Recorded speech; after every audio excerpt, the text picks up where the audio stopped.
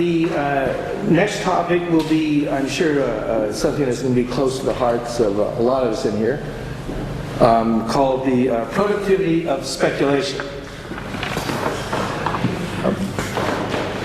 Thank you, Daryl. Ladies and gentlemen, I'd like to take a little time to recapitulate what we have done so far, a kind of look back, and to give you and keep this big picture in evidence.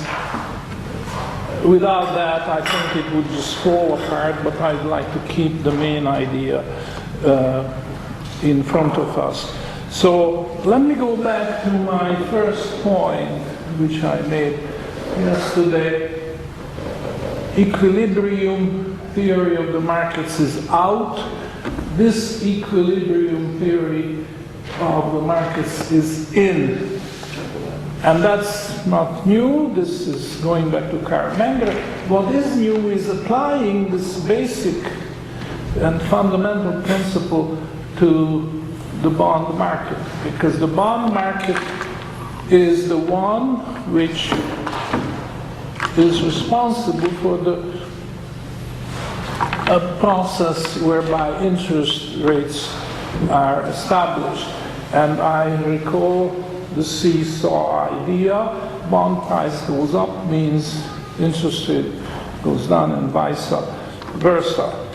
So let's take a different look at the same idea.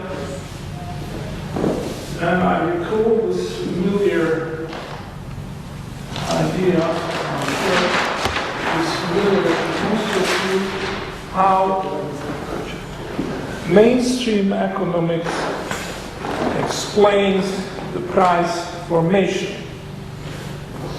We start with the coordinate system, and the horizontal axis is P, meaning price. Vertical axis Q, meaning quantity. And there is going to be a demand schedule, and there is going to be a supply schedule, meaning at different prices, different amounts of a certain good will be demanded or supplied, and these two curves intersect, and this intersection point is the equilibrium price. So the demand schedule obviously suggests that the higher the price, the smaller the demand. So this will be a falling curve. And the price tends to zero as, the quantity tends to zero as the price tends to infinity.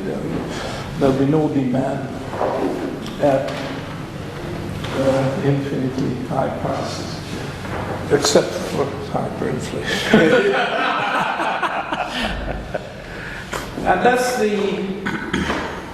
demand schedule. Supply schedule is increasing. As the price is getting higher, the supply is getting higher too. Again, except under hyperinflation. So you have to think of something like that. As price goes to zero, nothing will be supplied. So you might think that this is fast storage. Now, the important thing is the interception point, and this is going to give you the equilibrium price, and the quantity which is supplied at the equilibrium price is going to clear the market. There's as much supplied as the demand is.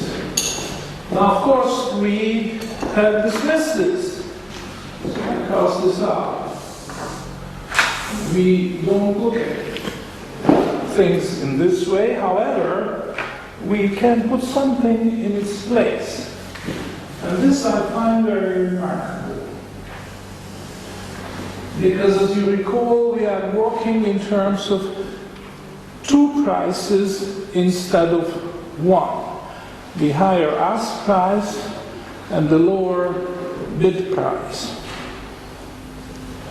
and the spread in between the two, and the spread is never zero, according to Karl Menger, and we have agreed with that, and we are trying to extend this idea to the bond market as well. But the idea of Menger can be further improved. It's not just there are two prices instead of one, ask and bid, but these two prices depend on the quantity. Quite obviously, it makes a difference whether you want to buy a dozen eggs or just one egg. The seller of eggs may quote a different price if you buy more. As a rule, he will or she will quote a lower price. And therefore, we are facing actually infinitely many ask prices and infinitely many bid prices, depending on the quantity. Because those who sell, they will have to think ahead. That if I'm selling a very large quantity, I want to be sure that I'll be able to replenish my stockpile so that the next customer can be satisfied as well. And the buyers do expect to pay a smaller price if they buy quantity. So to accommodate this idea, we have not just a single ask price, single bid price, but we'll have a curve. And that's what the picture is.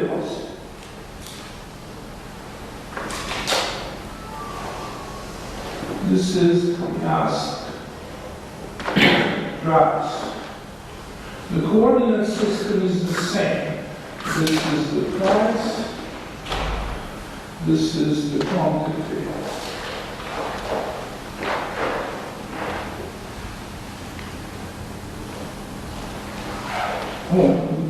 Probably I would have to interchange this one, sorry. The price is now the vertical axis and the quantity is the horizontal axis. So the ask price is actually a curve. And why is it that it's falling first? Because, as I say, the buyers expect to pay less. But if the quantity demanded is getting very, very large, then the suppliers say, no, wait a minute, I cannot deliver that big a quantity without making sure that I will be able to replenish myself. So that's why the ask price is going to rise again once a greater quantity is demanded. The bid price is like this.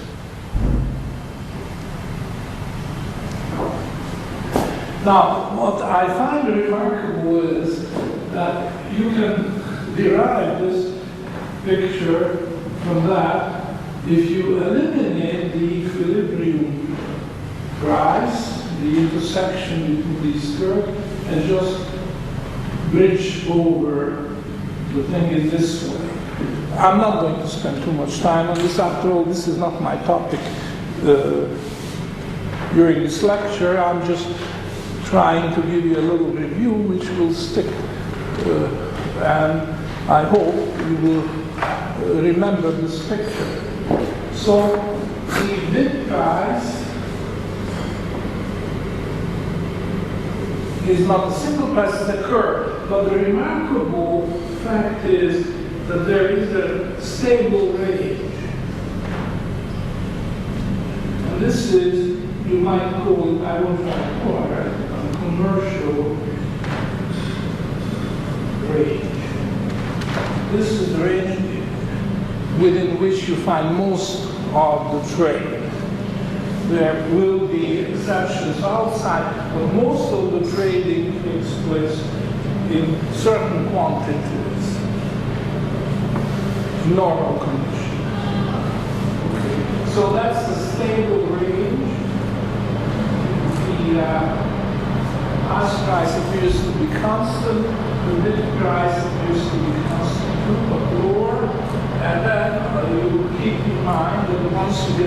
outside of this range. Okay. Now, why is this important? Why is this interesting? This is interesting because we have, in a nutshell, the explanation how the market works. In every commodity, there is a stable price range, makes the impression that price is monolithic, or even that there is an equilibrium price, which we know there isn't. But in fact, if you want to see the whole picture, the large picture, you have to take these curves into consideration. And the same is going to be true in the bond market. And we have these two important prices and a lot of activity in that range. Yes, I wanted to say a word about the spread. The spread is the difference between the bid price and the ask price. So let's gain a function of quantity. The spread is stable within the commercial range. Once you get outside, then the spread is going to increase.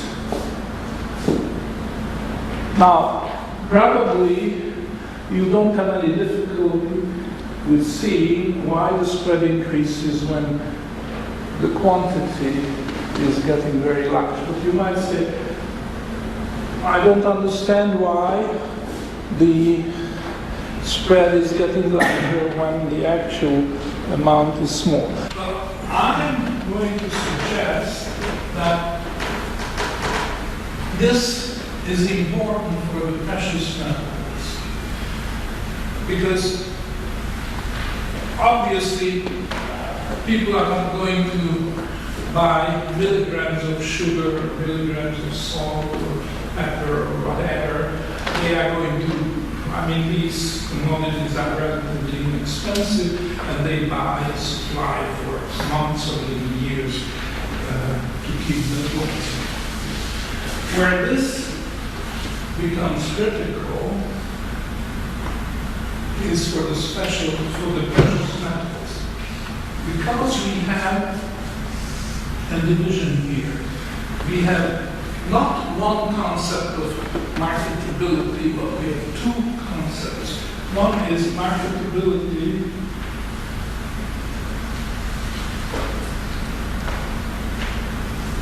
in the small. And then, that's the commercial range, we have marketability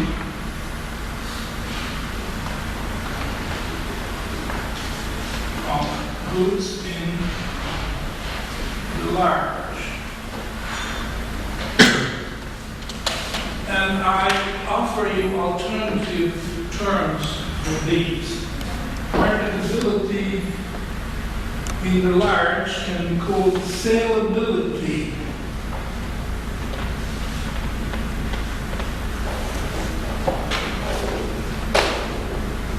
And marketability in the small can be substituted by the single word hoardability.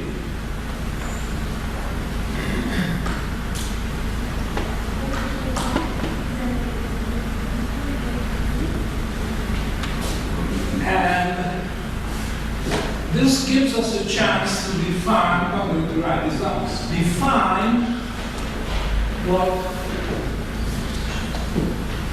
marketability or liquidity, most often it's called liquidity in an alternative.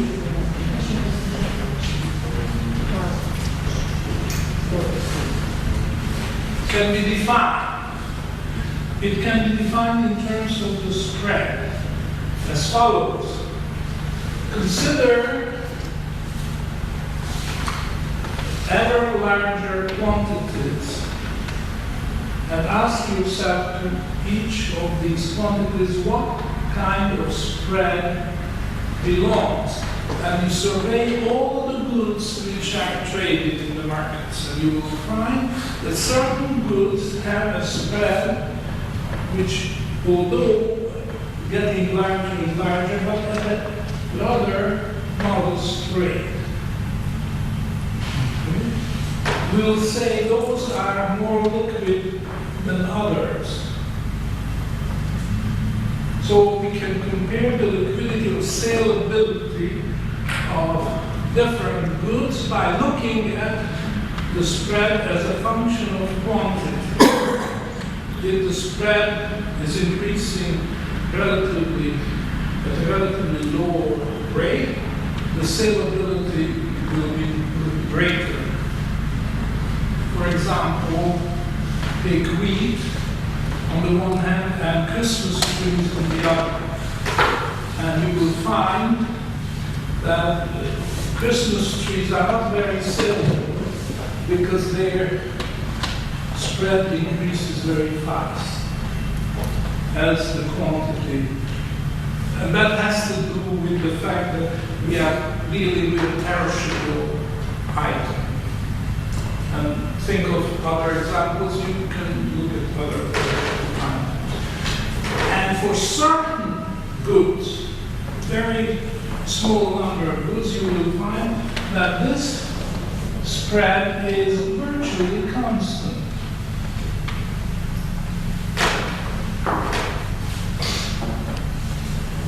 So these are going to be the most liquid or most saleable quantities, or you might say the marketability of these in the large is the greatest.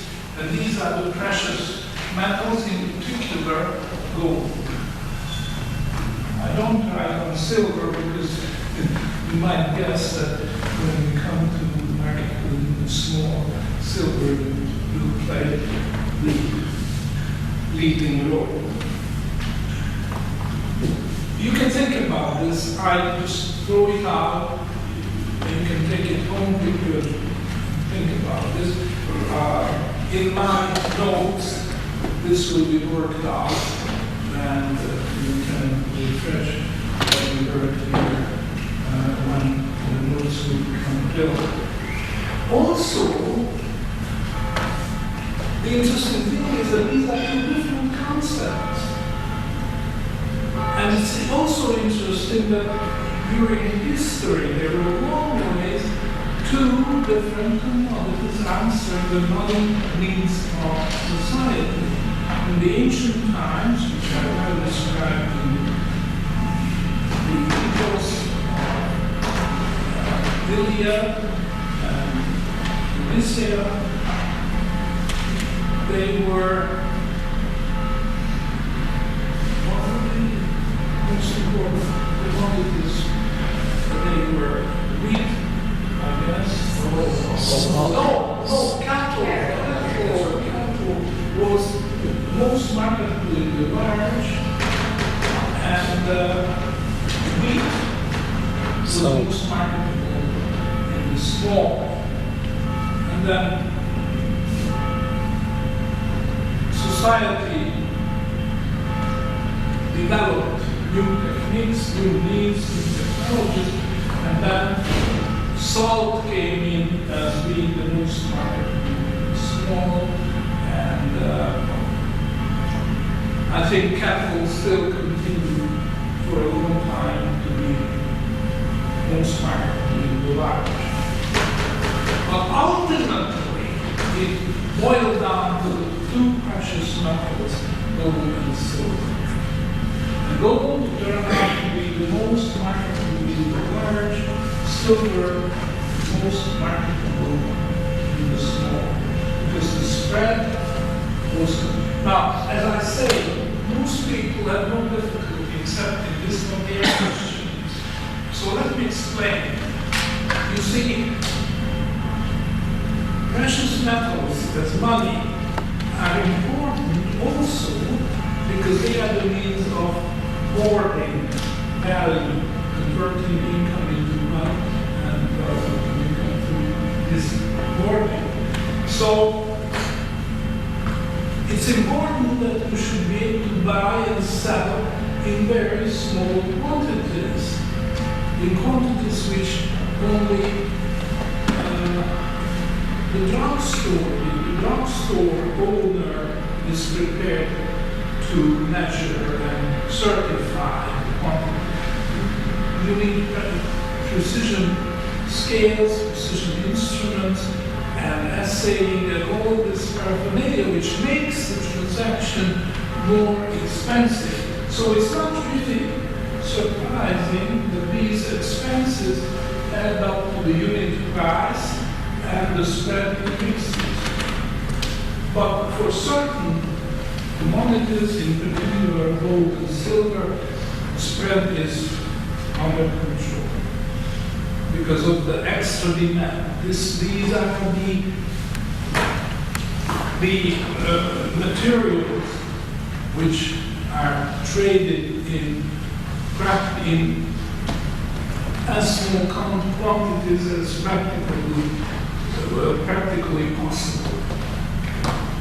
So this explains the duality of money. It's built in. And if you think of it, this is important when you transport value over space, and this is important when you transport value over time. So this duality between space and time shows up in the theory of money. How a monetary system, especially gold and silver system, develop. They come out of these two philosophical concepts, mostly philosophical concepts of space and time. So that's in a nutshell why the idea of anger, the difference between us and the price and spread, and its variation as a function of quantity, explains the evolution of money, and it explains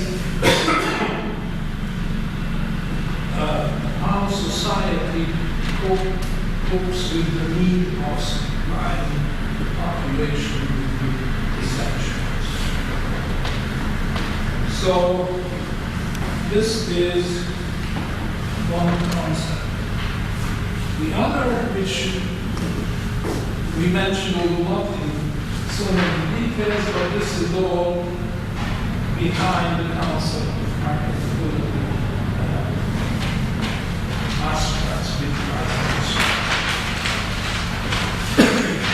the last two lectures were centered about two important concepts. One is time preference,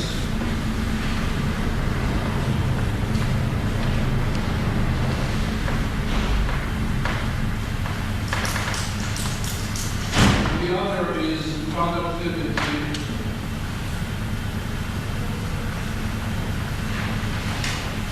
of capital.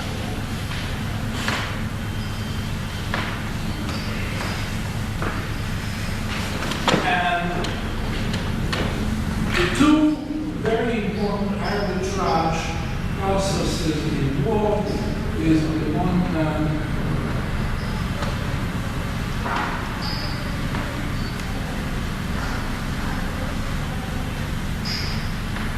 between gold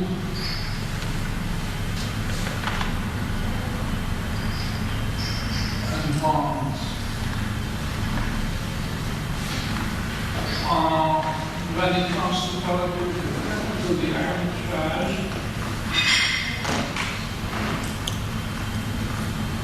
is between bonds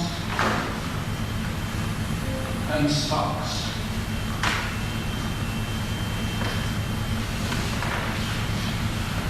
And I explained it in so many words that the difficulty in coming up with a valid interest theory here of interest is that people have one-track mind. Either they think in terms of this, ignoring the other, or the other way around. And therefore, there has been a fratricidal fight among economists, those who were swearing by this approach and those who were swearing by the other. And nobody thought of the possibility of synthesis, that you can actually, using the very brilliant idea of Karl Menger, ask the bit price. All the merits of this theory can be combined with the merits of the other, and match and merge and come up with a synthesis, which is what we are trying to do here. This is the theory of interest, which takes time preference into account and probability. When it comes to the mechanism, you need DC stuff, because interest rates and bond prices are rigidly linked, they are rigidly connected, and as one moves down, the other moves up, and vice versa. But the basic idea is that you cannot dismiss one or the other. You have to consider both, and then you come up with the true theory, the synthesis.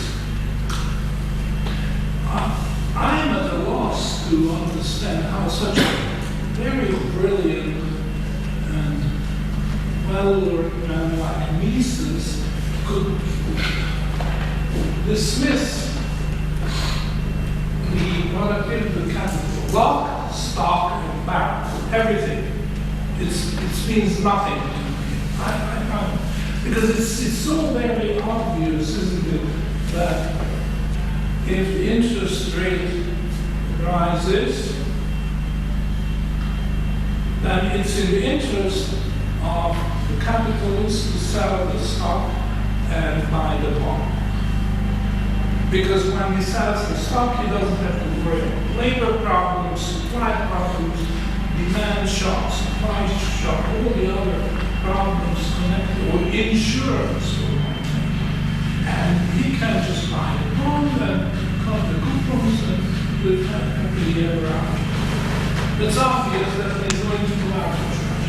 And if the interest rate starts falling, at one point, it will fall below the rate of marginal productivity of capital, when it will be in the interest of the capitalist to sell his bonds and put the proceeds into productive equipment, buy the buildings, machinery, and so on, and start producing. Because the rate of return will be higher. This is a very easily understandable idea, yet Mises dismisses it. So please, let's not bicker about how, that my interpretation of Mises is too rigid because Mises admitted this and that. But he never admitted, and I think you agree with that, right? He never admitted that the productivity of capital has a role to play in the formation of interest. And that's my only point. I'm willing to grant all the other points that Mises was right. He is a great man, I admire him. But I think he made a fundamental mistake in dismissing this aspect of the interest rate, productivity of capital. So both play a role. We describe this as horizontal arbitrage, we describe this as vertical arbitrage. The thing is that the bond price varies between ceiling and floor, and the floor corresponds to the time preference, and the ceiling corresponds to the productivity of capital, and the arbitrage of these market participants here in the marginal bond holder. We will sell the bond as the interest rate falls. Even that, I think, Mises doesn't agree, because he says time reference is the thing. But the fact is that without understanding the opportunity loss involved in a falling interest rate, you just don't understand. This is not a frozen picture. This is a moving picture in full colors. That's how you should visualize. And therefore, the arbitrage is the key element. It's like Hamlet in the Shakespeare play.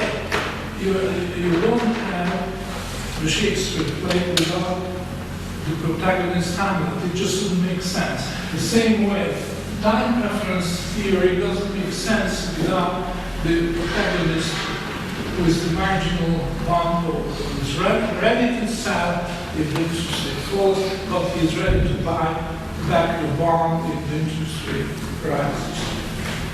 And that's still half of the. If you want to have the full load, then you have to look at the ceiling of the range within which the interest rate varies.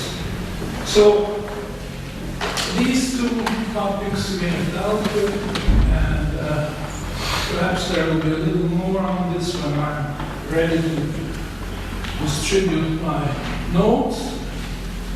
But I want you to take this idea with you that we are really doing the synthesis here. So that was my recapitulation of what we did so far. And what I have so little time, but let's just say something about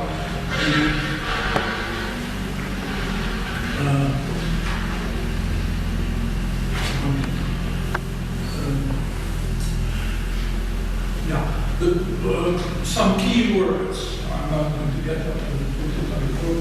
You may want to write it up. The propensity to hoard is a concept I'm using very often. This, I admit, sounds terribly Keynesian, because the word propensity was introduced into economics by Keynes himself, and he was talking about a propensity to spend and a propensity to save. And he explained the problems of economics in terms of changing these propensities. But he completely ignored the propensity to hoard, except to dismiss it, that this is dangerous, this is evil. And he was able to persuade Franklin Loránt, there was another version of history. Keynes did go to Washington and saw Roosevelt before he got elected, and Roosevelt was a very good human. 3-4 days after inauguration in 1933, he confiscated the gold of the American citizens, and he marked off the value of the gold completely arbitrarily. So I'm not going to define what I mean by the propensity of hoard, propensity to hoard. And I'll give you a little story about that. The story of Loránt and Bernadette, the little shepherd girl who went to a grotto, and the Virgin appeared to her in the grotto and told her dig for a source there, and it will be a miracle cure. And this is what happened. The source was found, and miraculous cures did take place. People flocked, and they still do very often. When I'm traveling by train, I see trains taking invalid people to Loránt. I mean, stated in the sign. they are destined to go to the oldest people believe in their cures. Now, there was a literary treatment of this story, and some of them very nice, new pictures to be made, and in one of these movies, I think Vincent Price was an unbeliever, dismissed all this idea of miracles. He was criticized by someone saying that for a believer, no definition of, or no verification of the medical and miraculous cures is sufficient for a disbeliever. But for those who believe, no definition is necessary. So I just apply this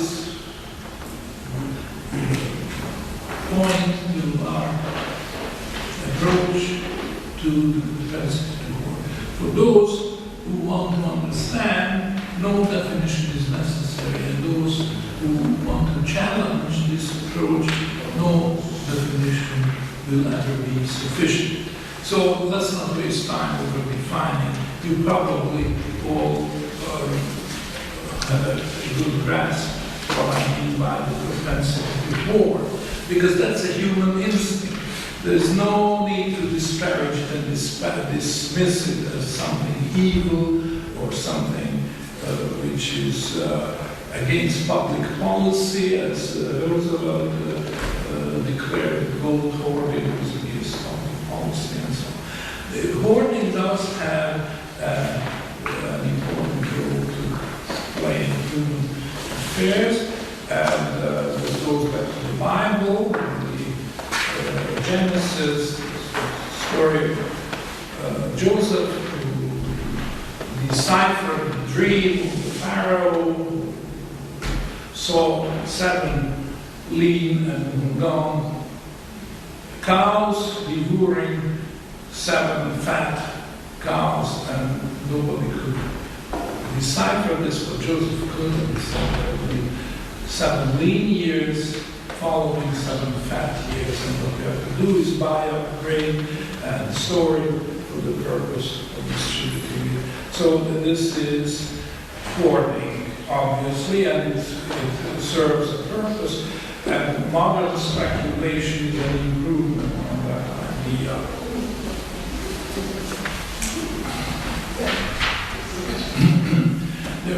There is a book, 19th century, entitled The Fable of the Bees, and I just borrowed the title. I'm not going to worry about the contents of the book.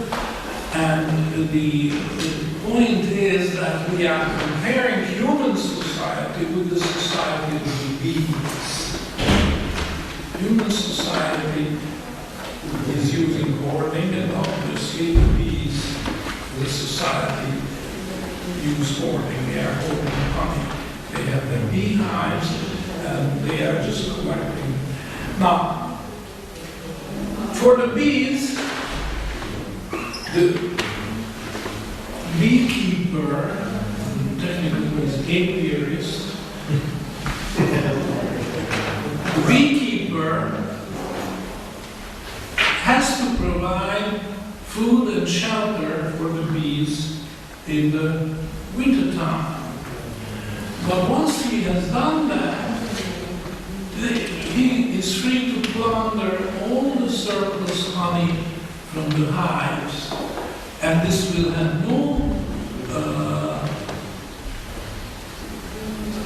feedback on the quantity. The bees will keep producing honey and hoarding honey without regard to the fact that they are being plundered constantly by the beehive, the beekeeper. To suggest that the Keynesians do that is exactly the same in human society because the government can plunder all the surpluses of the producers without any evil effect on the quantity of the production, is of course sheer nonsense, because the humans produce with a purpose in mind. When they make the extra effort to produce more, then they know exactly what their plan is, whether they plan to use the surplus for the education of the young, or comfort in old age, or starting a business, accumulating capital, what have you.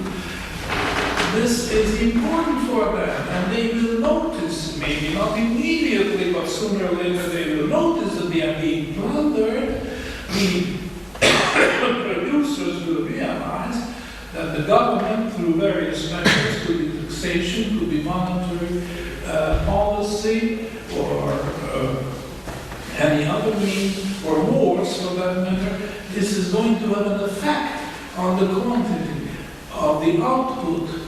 And it is foolish to suggest, as Keynes did, that it just doesn't matter because people will keep producing, they cannot help, they are like the bees, it's in their instinct, and so on. And we have lived to see the day when this will be established without any shadow of the doubt. Whatever it is, hyperinflation, hyperdeflation, but the productive effort of society will collapse because more and more people realize, the oil producers have already realized, some food producers have already realized, but other producers may not have, that they are being plundered, and therefore they adjust their productive efforts accordingly, and eventually society is going to suffer shortages. Whether you call it deflation, call it inflation, it doesn't matter. The outcome is the same. Society is going to suffer because of foolish government policies which legalize and justify plunder. Plunder the productive efforts of the producers and the savers as well. They are just as important as the producers. So we have to have a theory of hoarding, because the model of the beehive is not applicable to humans and human society at large, and the theory of hoarding is based on that property of the precious metals, that they are more hoardable than any other. More hoardable means more marketable in the small. So they are the best material when you want to turn income into wealth, so that later on you will be able to convert wealth back into income. And that leads to exchange. This we already talked about. So the theory of hoarding is a very important chapter in economics, yet it has been ignored or dismissed. So hoarding is a kind of disease. It's pathological. Hoarding instinct is pathological. This is not true. Hoarding is in every one of us, and those who survive war situations, revolutionary situations, hyperinflation, what have you, they will all agree without any hesitation that at one point people will see the need of hoarding. Because if society is not able to supply the goods which are absolutely essential for survival, that you have to fall back on your hoarding instinct. Now, ideally, there should be the precious metals to satisfy whatever hoarding instincts people have. because this is again different from person to person. One type of person finds the hoarding, propensity of hoarding is a more intense propensity than others. There are very frugal people, and there are, on the other hand, the prodigal son, the biblical prodigal son, who is wasting his paternal inheritance, and then later on he comes to regret it. But the fact is that everybody has this propensity, and the theory of hoarding has to take this into account, and that's what we are trying to do. So we go back to this idea when we develop the theory of interest.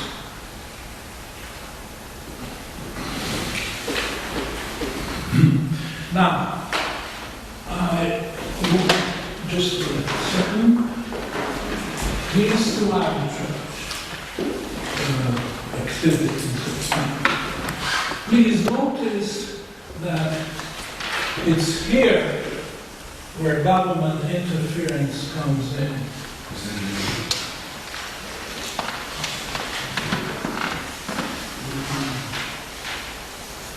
It's not so obvious that the government is sabotaging the other arbitrage, but here it's obvious, because that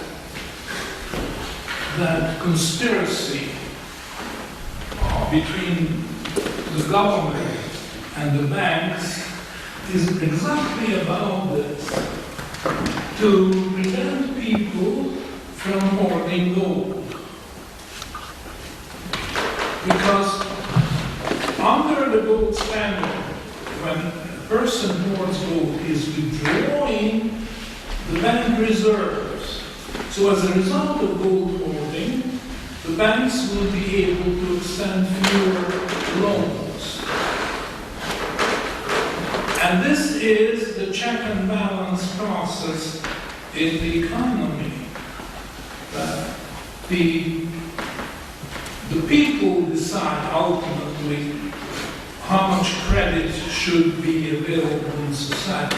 If the banks overstep that limit, or the government pushes them to overstep that limit, there is going to be a reaction. And the reaction is gold hoarding, very natural thing, very healthy thing, as a result of which the banks have to retrench. And the governments have to give up some of the crazier and more ambitious plans to use social engineering.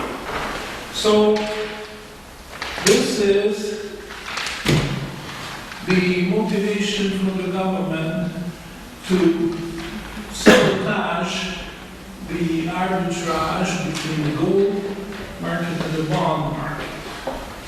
This is a completely natural thing. It's God ordained, I might say.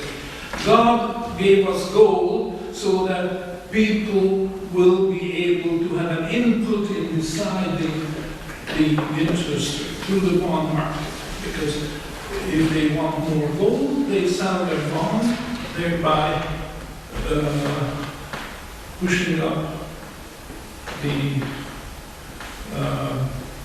rate of interest.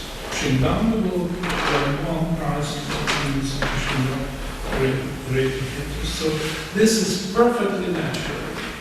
I hope without any sacrilege I can say it's God ordained. God wanted it this way. But governments and our interest is different. This is against public policy. So the government has a sacred duty to prevent people from hoarding gold. So let's nationalize it. The government against the Constitution. It's a constitutional right. The government cannot take your property without due processes, especially cannot take gold, because gold is money, the only money which the Constitution of the United States recognizes. So never mind what is in the Constitution. After all, it's just a piece of paper, as George W. Bush declared. And we have public policy, which puts us above the Constitution or anything else. You can think of. There it is. We have a situation whereby the government can stop or very seriously hinder or sabotage the arbitrage process. And this is how speculation comes into the picture.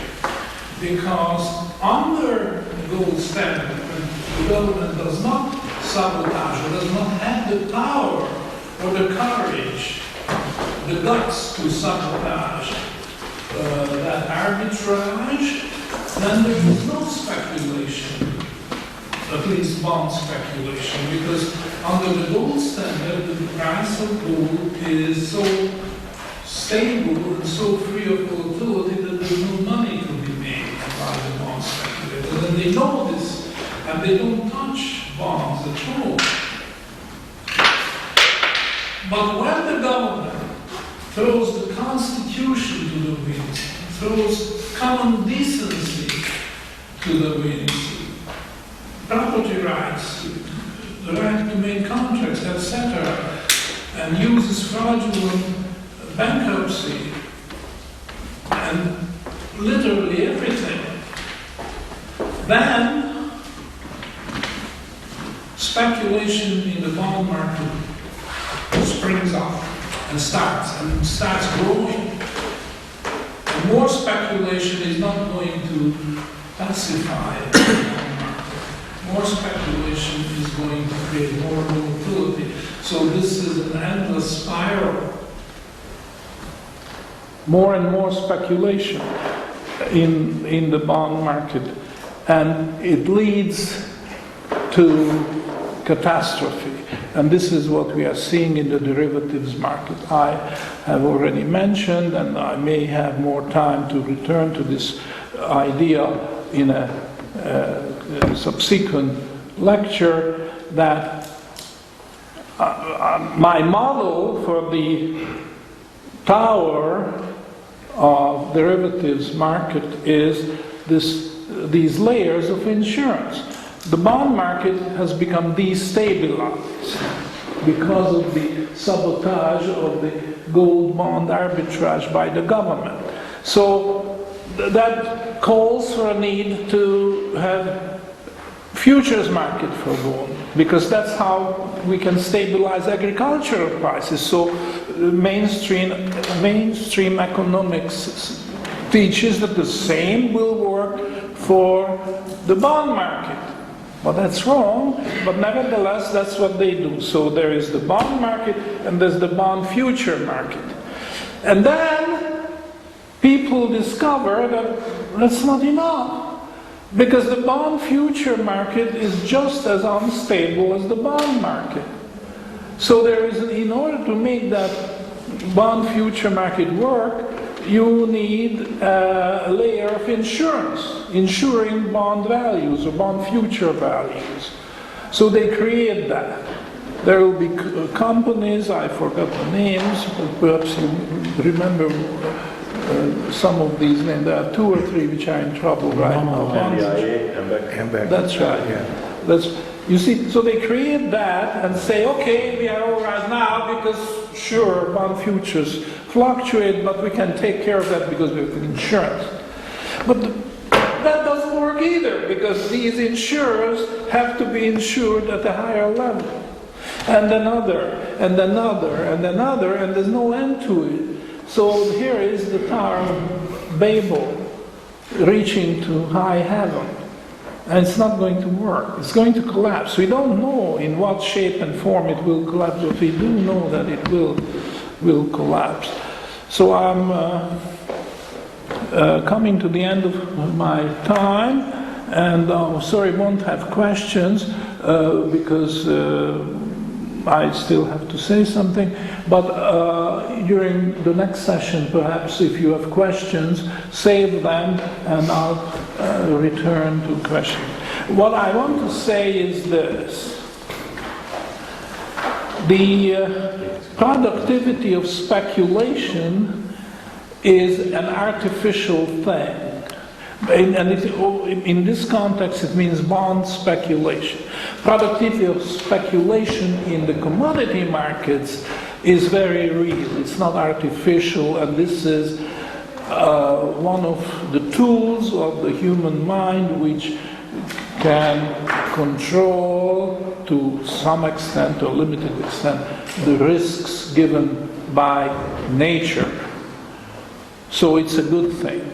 And productivity of speculation is a positive thing in the commodity, in the markets for agricultural commodities, and to some extent also oil, because it depends on exploration, which is again a nature-given thing. It's not artificial, and certainly food production and so on. This is positive productivity of speculation. Now, when it comes to the bond market, because of the fact that these are risks which are not given by nature, but they are given created by man, especially created by the government and the central bank. Therefore, the productivity of speculation is an artificial thing. And if you think that this can be sold in a natural way like it's sold in the commodity markets, then you are wrong, because you can only pretend and the result will be an infinite Tower of Babel. And the biblical lesson is that it's going to collapse. God punished people for their conceitedness, and they punished them by confusing their language. Now, I suggest that God is going to punish the governments for fostering this process by confusing the currencies. The currencies the currency markets will be in shambles. And deflation, hyperinflation, don't know, but it's not going to continue. God did not ordain. I don't want to be to sound what's the word, too sanctimonious. We're in a monastery. But There's no limits. but I cannot escape but think in my own mind that this is God's punishment. Yes, you like it or not, you have to take it as a punishment. And no government can outsmart God in this sense. God ordained this world that there is gold. And the government can outlaw gold, and outlaw silver, and outlaw platinum, and palladium, and the rest of it. But there will still be a most marketable good, whatever it is. The government removed a dozen commodities, there will still be a most marketable good. It won't be gold because the government grabbed it. It won't be silver, government grabbed it. But there will be something. We don't know what it is, but the propensity to hoard is there. It's instinctive, it's in us. And certain situations will bring it out, and then people will hoard it.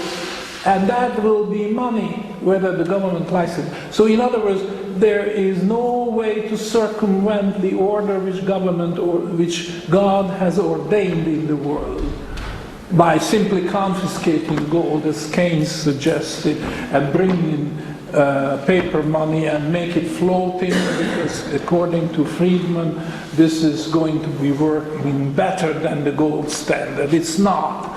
It's going to collapse, and that's how the world is ordained, like it or not. And that's what we are witnessing. So thank you very much, ladies and gentlemen. I think I have said what I wanted about the productivity of speculation. Speculation is a good thing when it's nature-given risk. It's a bad thing when it's man-made risk.